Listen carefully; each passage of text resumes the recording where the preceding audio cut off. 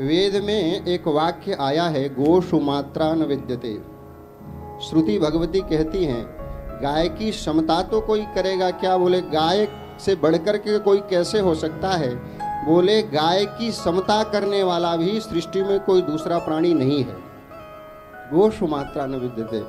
आप विचार करो, बहुत बड़े से बड़े सिद्ध से सिद्ध संत हों तो उनको हम प्रणाम करेंगे, आदर करेंगे, भगवत भाव से पूजन करेंगे, पर बोले किसी का मलमूत्र पवित्र थोड़ी हो सकता है। पर हमारी गौ माता ऐसी है कि उसका मलमूत्र भी परम परम पवित्र है। सत्यनारायण भगवान की कथा से लेकर जन्म से मृत्यु तक कोई भी कार्य ही तब तक सिद्ध नहीं होता जब तक बोले गैया का गोबर न हो। गौ माता से गोबर से लिप लिया। और तो और बोले गौरी गणेश जी की प्रथम पूजा, गौरी जी भी गोबर से ही बनती है। गोमये वसते लक्ष्मी। गाय के गोबर में भगवती महालक्ष्मी का वास है। गाय के मूत्र में गंगा जी का वास है। गाय का मूत्र दूसरी स्टेज तक का भी कैंसर हो तो पथमेड़ा भी में भी रहे हैं वैज्ञानिक डॉक्टर, वहां खोज कर रहे हैं। दूसरे स्टेज तक के कैंसर का भी समाधान गौमूत्र से होता है। ये हमारा अनुभव है, प्रत्यक्ष हमने देखा है। इन्हीं महानुभाव को प्रारंभ हुआ था, मुंह में ही हुआ था, ऐसे गोला बन गया था तो बड़े दुखी हो गए। डॉक्टरों ने बताया तो हमने कहा चिंता मत करो, निर्भय हो जाओ, दही का सेवन करो, गोगव्य का सेवन करो, नित्य गोमूत्र लो। और लेने लग गए। वो जो गोला बन गया था यहाँ ओठ के पास में गायब हो गया 6 महीना में। ये हमारा देखा हुआ है प्रत्यक्ष। तो ऐसी गौ माता। और आज बड़े दुर्भाग्य की बात है, कहना पड़ेगा, आज लोगों को पता ही नहीं गाय कहते किसे। कोई भी गाय जैसी आकृति लेकर के पशु जैसा होता है, बोले यही गौ माता है, गाय है।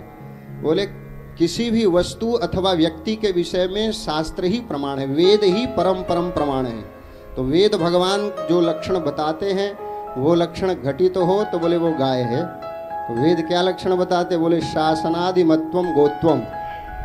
भारतीय देसी गाय का लक्षण क्या है? वेद लक्षणा महोत्सव चल रहा है।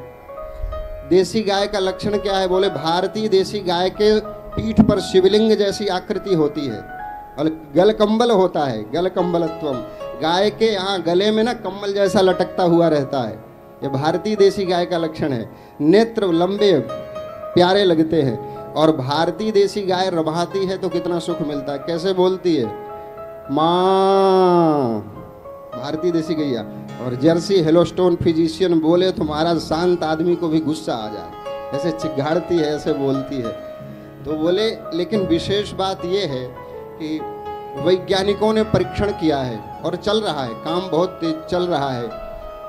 1 गिलास भारतीय देसी गाय के दूध में मानव शरीर के लिए जितने पदार्थ तत्व आवश्यक होते हैं, मिनरल्स, प्रोटीन्स वगैरह, विटामिन्स, 1 गिलास भारतीय देसी गाय के दूध में सब कुछ होता है। 1 गिलास भारतीय देसी गाय का दूध संपूर्ण आहार है।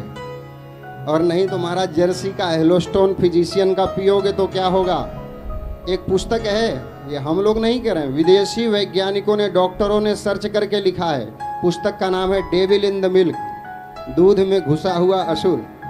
तो उसमें उन्होंने निष्कर्ष में लिखा है कि भारतीय देसी गाय का दूध A2 क्वालिटी का होता है, जर्सी हेलोस्टोन फिजिशियन गाय का दूध A1 क्वालिटी का होता है। दोनों में अंतर क्या है? बोले 1 गिलास भारतीय देसी गाय का दूध संपूर्ण आहार है, आपको और कुछ नहीं मिले। बोले 1 गिलास दूध दिन भर में पियो तो भी आप 100 वर्ष तक जीवित रह सकते हो, स्वस्थ रह सकते हो। और महाराज जर्सी हेलोस्टोन फिजिशियन का पियोगे तो बोले उन्होंने लिखा है, यूरोपियंस ने, उन्होंने कहा जर्सी हेलोस्टोन फिजिशियन गाय का दूध मानव शरीर की रोग प्रतिरोधक क्षमता का नाश कर देता है। रोगों से लड़ने की एक स्वाभाविक प्राकृतिक शक्ति जो हमारे शरीर में है उसका नाश कर देता है जर्सी हेलोस्टोन फिजिशियन गाय का दूध। इसलिए भैया जर्सी हेलोस्टोन फिजिशियन से लाख गुना बढ़िया है भैंस का दूध। भैंस का भले पी लो अगर देसी गैया का ना मिले, पर भैया जर्सी हेलोस्टोन से बचिए, वो गाय नहीं है। ये एक बहुत बड़ा षड्यंत्र चला है। षड्यंत्र के तहत हरित क्रांति करके हमारे समस्त बीजों को नष्ट कर दिया गया। आज कुछ भी देसी गेहूं नहीं मिलेगा आपको, देसी धनिया नहीं मिलेगी। पहले धनिया खेतों में लगती थी तो ऐसी खुशबू आती थी महाराज दूर तक, और सब्जी दाल में डाल दो तो कैसा सुंदर स्वाद महकने लग जाता था। आज आप नाक में लगा के सूंघो तो पता ही नहीं चलता धनिया है क्या है, हरी हरी पत्ती जैसा।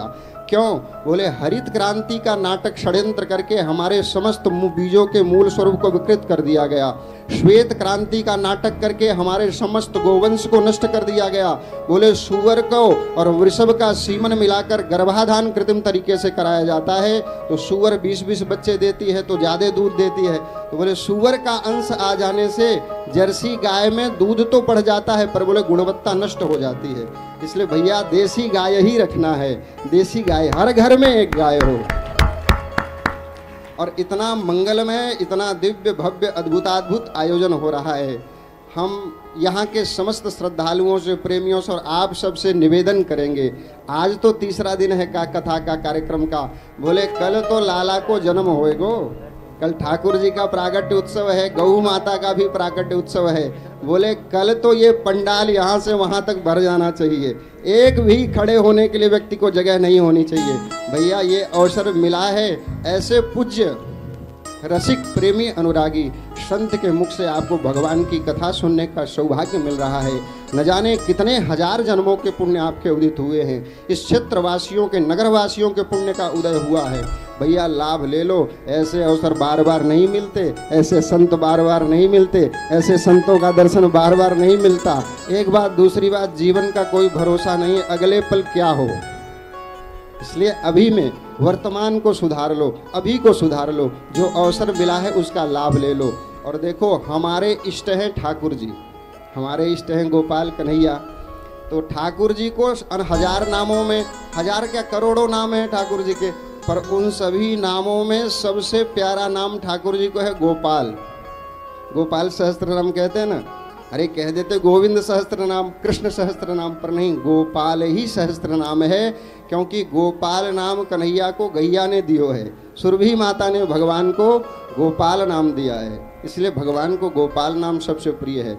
हमारे इष्ट ठाकुर जी है, और ठाकुर जी भी युग संधि में अवतार लेकर के गौ सेवा करके हमें आपको शिक्षा देते हैं। भैया भयंकर कलिकाल आने वाला है, बोले गाय की सेवा करना, गाय की रक्षा करना, ये भगवान शिक्षा देते हैं। भगवान को वन वन में घूम कर रंगे पांव गैया चराने की क्या आवश्यकता आ गई। स्वम स्वम आचरण शिक्षेरन पृथिव्याम सर्वमानवः, ये जो महापुरुष होते हैं, भगवान के अवतार होते हैं, अपने आचरण से आम जनमानस को, हमको आपको शिक्षा देने के लिए ही आते हैं। तो भगवान ने घूम घूम करके गैया चराई ना, तो भगवान ने मानो हम सबको सिखाया, भाई गाय की सेवा करोगे तो आनंद में रहोगे, सुखी रहोगे। और जब तक हमारे यहाँ गौ संस्कृति रही है, हमारे घरों में गाय की पूजा होती रही, बोले तब तक भारत सोने की चिड़िया कहलाता रहा, तब तक भारत विश्व गुरु कहलाता रहा। और जब से हमारे घरों में कुत्ते घुस गए हैं महाराज, तो फिर तब से समस्याओं का अंत नहीं, जहाँ देखो वहीं प्रेत घुसा हुआ है महाराज, कोई ऊपर का चक्कर है। अब कुत्ता रखोगे, जिस घर के अंदर कुत्ता रहता है वहाँ उस घर का देवता पितर हव्य कव्य स्वीकार ही नहीं करते हैं। भाई कुत्ता को मारो ना, नहीं है, दिल्ली के बाहर अच्छा लगता है, आपके मंदिर में, किचन में, रसोई में जा रहा है, आपके बेड पर कुत्ता जा रहा है, तो समझ जाओ अब कलिकाल ने आपके भीतर प्रवेश कर लिया है। तो भगवान गौ सेवा करके हमको आपको यही शिक्षा देते हैं कि भाई गौ सेवा करना। और एक विशेष बात महाराज जी, कलयुग का पहला आक्रमण ही गाय पर है। राजा परीक्षित दिग्विजय करके लौट रहे थे तो उन्होंने एक दृश्य देखा। सप्तद्वीपति धरती पर धर्म की स्थापना करने के बाद राजर्षि परीक्षित लौट रहे हैं, तो अपने नगर में आने ही वाले थे, उसी मार्ग में एक दृश्य दिखा कि एक काला पुरुष एक बूढ़ी सी गाय को पैर से मार रहा है, और एक वृषभ सामने पड़ा है, बोले उसके 3 पांव कट चुके हैं। बोले ये वृषभ कौन है? बोले ये धर्म है। और ये गाय क्या है? बोले गाय ही पृथ्वी है। गाय बचेगी तो पृथ्वी बचेगी।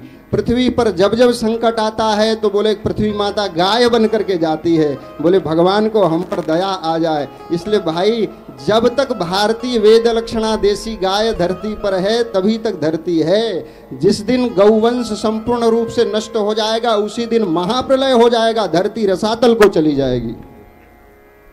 इसलिए तन मन प्राण यत्न पूर्वक गौ माता की सेवा और रक्षा करने की महत आवश्यकता है। इसलिए आप सबका सौभाग्य जगा है भैया, तन से, मन से, धन से, सब प्रकार से पूरे इस फिरोजाबाद के सभी नगरवासियों को हम निवेदन करते हैं, आवाहन करते हैं, भैया तन मन प्राण से लग जाओ। हाँ, संतों को प्रसन्नता हो। हम लोग अब यहाँ आ जाए थे, बाबा लेकर आए तो, पर लाइव तो देखते हैं ना, तो हम कल देखे ना तो हमको आनंद आए कि वास्तव में संत गए थे, संतों के चरण पड़े थे, बोले दूसरे चौथे दिन पंडाल पूरा भर गया। तो ऐसा आप आओ और अपने साथ 1 2 2 4 4 लोगों को लेकर के आओ। हाँ, सत्कर्म के लिए प्रेरणा करने की आवश्यकता होती है। ये मन है ना अधोगामी, नीचे जल्दी जाता है, ऊपर उठने के लिए बहुत श्रम कर। मकान बनाना हो तो बोले सालों लग जाते हैं, तोड़ना हो तो बोले बुलडोजर बुलाओ, बस 10 मिनट में धराशायी हो जाएगा। इसलिए भाई रचना करने में, सृजन करने में समय लगता है। आपके माध्यम से कोई आकर के सत्संग लाभ लेगा, यहाँ पर आकर गौभक्ति प्राप्त करेगा, तो उसके पुण्य का छठा अंश आपको भी प्राप्त होगा।